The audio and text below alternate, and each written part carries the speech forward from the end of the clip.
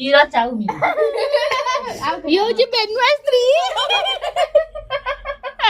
ବେନୁଆ ବରାକୁ ତା ସ୍ତ୍ରୀର ଚାଉମିନ ଏଥର ଗରିବ ସେ ମେଳାରେ ଡାକ ହେବ ଦୋକାନ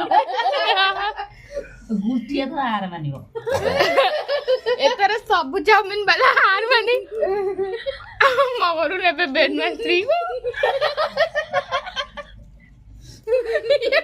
ଦେଖନ୍ତୁ ଖାଉନୁ ଟେନସନରେ ପଳେଇଲେଣି ତା ମା ଆଜି ଛିଡାଇକି ତାକୁ ଖାଉନୁ ଖାଉନୁ କହିକି ଗୋଇଠା ମାରୁଛି ଆମକୁ କହୁଛି ପକ୍କା ପକ୍କା ସବୁ ଆଧିରେ ପଡିଛି ବାବନ ଖାଇଦେ